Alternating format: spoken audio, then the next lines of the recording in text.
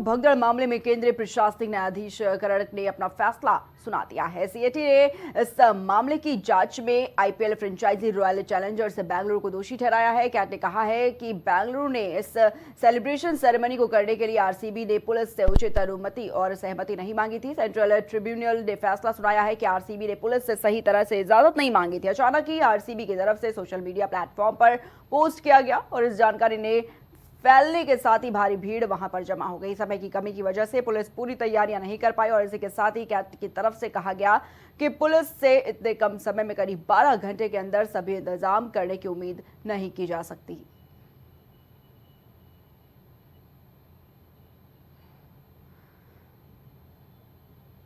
तो लगातार ये सवाल खड़े हो रहे थे कि बेंगलुरु में जिस तरीके से आरसीबी की जीत के बाद ये भगदड़ मची, आखिर कौन जिम्मेदार था इन मौतों का, क्योंकि देखा जा सकता है किस तरीके से भारी भगदड़ जो है वो मचती हुई नजर आई। तमाम तरह के सवाल, तमाम तरह के आरोप लगते हुए नजर आ रहे थे। लेकिन अब आपको बता दें कि सेंट्रल ट्रिब्यूनल ने फैसला सुना दिया है और आरसीबी ने पुलिस से सही तरह से इजाजत नहीं मांगी थी। इस बात की भी जो जानकारी है वो सामने आ पा रही है।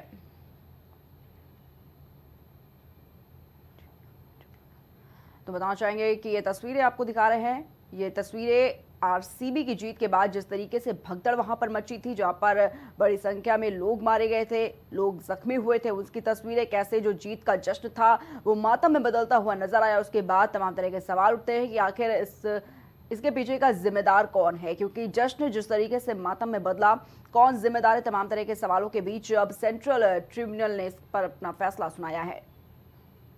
और इसी खबर पर तमाम जानकारी के लिए हमारे साथ हमारे सहयोगी शहबाज जुड़ चुके हैं। शहबाज, जिस तरीके से देखा गया आरसीबी की जीत के बाद बेंगलुरु में जो भगदड़ मची थी, जो तस्वीरें सामने निकल कर आई, कैसे जीत का जश्न मातम में बदलता हुआ नजर आया, अब सेंट्रल ट्रिब्यूनल ने इस पर अपना फैसला सुनाया है, क्या कुछ पूरी जानकारी है शहबाज?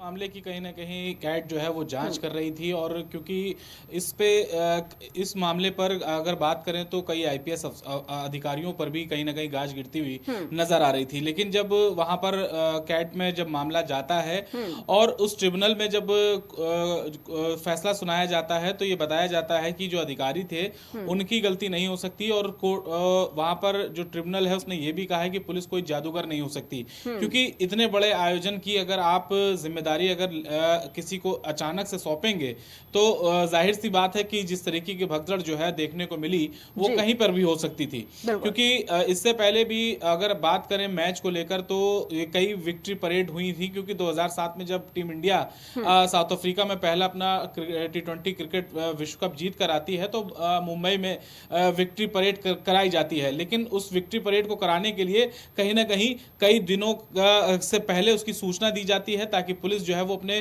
पूरे बंदोबस्त करती है। लेकिन इस अगर परेड की बात करें तो कहीं ना कहीं 3 तारीख को मैच जीतती है बेंगलुरु। उसके अगले ही दिन प्रिया विक्ट्री परेड का आयोजन जो है आदेश जो है वो दे देती है बेंगलुरु की तरफ से। एक पोस्ट जो है वो वायरल कर दिया जाता है उसके इंस्टा अकाउंट से। तो एक बहुत बड़ी फैन फॉलोइंग है आरसीबी की और एक बहुत बड़ी फैन फॉलोइंग कहीं ना कहीं विराट कोहली की है।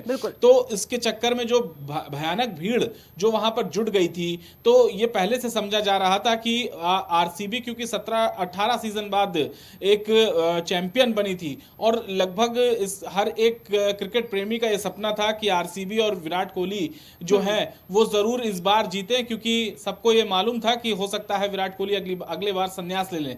लेकिन अब इस पूरे मामले में कहीं ना कहीं आरसीबी को इस पूरी चीज का जिम्मेदार ठहरा दिया गया है प्रिया। और लगभग 11 लोगों की मौत जो है वो हुई थी इस पूरे हादसे में और आरसीबी पर इस पूरे हादसे का जिम्मा जो है वो मढ़ा गया है। ये साफ तौर पर कहा गया है कि ये सिर्फ आपकी गलती थी और आपके ही वजह से, आपके ही चलते इस पूरे जो हादसा हुआ है ये आपकी ही जिम्मेदारी है, आपके मैनेजमेंट की जिम्मेदारी है, क्योंकि आपने जो है पुलिस को व्यवस्था करने के लिए कोई भी समय नहीं दिया। आप 3 तारीख को जीतते हैं, 4 को आप विक्ट्री परेड का जो है आयोजन की आप एक फोटो शेयर कर देते हैं। हालांकि विक्ट्री परेड को कैंसिल किया जाता है, फिर एक सम्मान समारोह एक स्टेडियम में रखा जाता है। लेकिन तब तक प्रिया जो है हालात जो है वो हाथ से निकल चुके थे, सड़कों पर भीड़ उमड़ चुकी थी और अचानक से पुलिस का लाठीचार्ज, क्योंकि वहां पर एक इसको बोला जाए तो एक इवेंट जो है वो सरकारी इवेंट के तौर पर बनता चला जा रहा था, जिसमें राज्य के गवर्नर और डिप्टी सीएम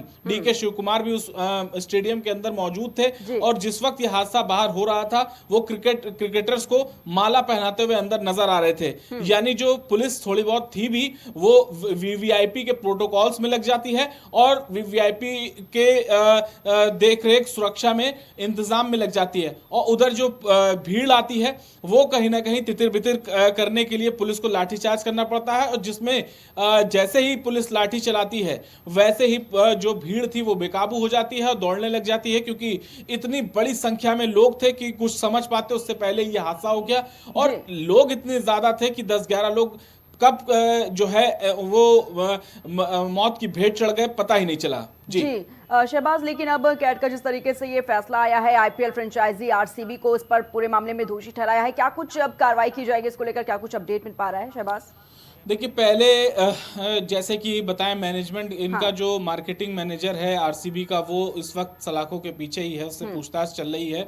और अभी एक आध दो गिरफ्तारियां इस पूरे मामले में प्रिया और भी हो सकती हैं। साथ ही साथ ये भी कहा जा सकता है कि आरसीबी पर बैन भी लगाया जा सकता है, क्योंकि इससे पहले भी कई फ्रेंचाइजी पे जो है बैन लग चुका है अलग अलग कारणों के चलते।